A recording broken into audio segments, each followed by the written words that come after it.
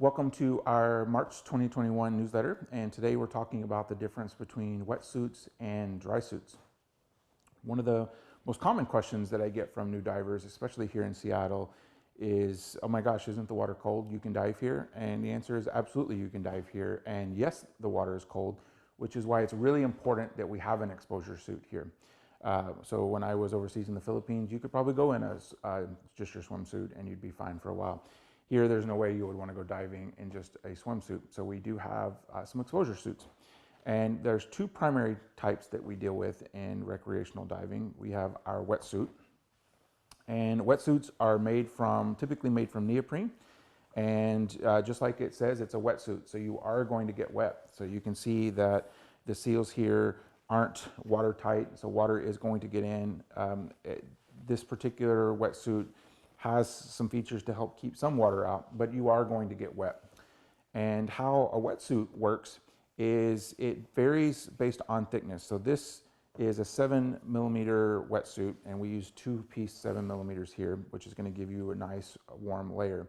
But how it works is, depending on how thick the neoprene is, that's what insulates you from the water. So neoprene has some air bubbles in it, some gas bubbles, and so as you get into the water, that nice thick layer helps insulate you so that the water can't take the heat out of your body. And most of the divers here in this particular setup can last on a good 30-45 minute dive, no problems without getting cold. As a matter of fact, they will tell you that they're still nice and toasty. The other option that you have is a dry suit. And so one of the first things that you'll notice about a dry suit is that in this particular model, we've got the boots that are connected, so you don't have any way for water to get in there.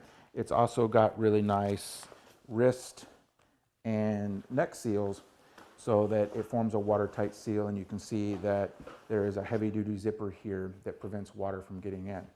And how a wetsuit works, or a dry suit works, is it keeps you warm. In this particular model, this is a tri-laminate dry suit, and so it keeps you warm by the undergarments that you're wearing.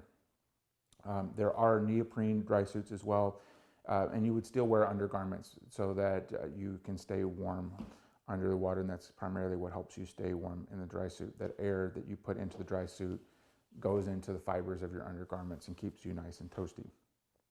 So those are different options. There are a couple different kinds of dry suits. You can learn more about that in our dry suit video or by taking the dry suit specialty, and that'll help you figure out which type of dry suit you might want to consider. So how do you know which exposure suit is right for you? Well, there's a couple things that you would want to consider. First, I would consider budget. If you are on a tight budget, you're not looking to invest heavily, then a wetsuit might be your preference, especially for starting out. You can get into a good 2-piece wetsuit that's going to keep you nice and warm here in Seattle for a couple $100, and that will last you a year or two, depending on how often you're using it. And so that's a good option to get you started.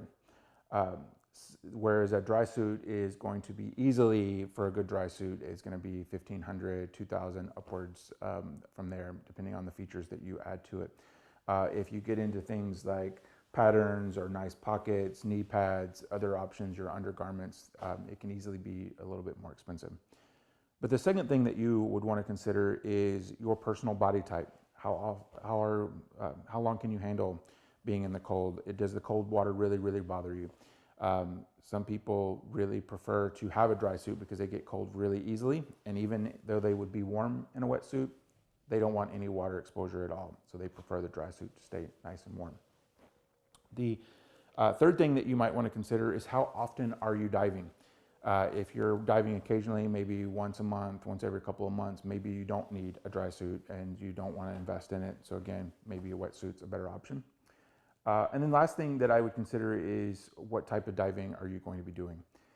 If you're doing a lot of deep dives, or you're diving in different types of cold water, maybe a dry suit's a better option because you have more flexibility where you can adjust your undergarments for the environment that you're diving in. It gives you a little more flexibility than a wetsuit, which is, you can't change the thickness of the wetsuit. It is what it is. You would have to have a different wetsuit if you were diving somewhere that was a little colder, maybe adding more layers.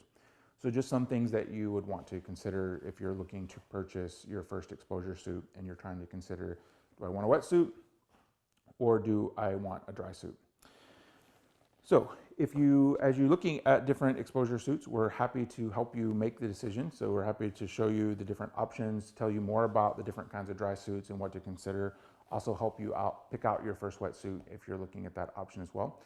So drop by, give us a call, and we're happy to help. And also if you're interested in dry suit, we're also offer that particular class. So thanks for watching. Let us know if there's topics that you want us to talk more about, or if there's questions that you have. We're always happy to help, and we'll see you in the water soon.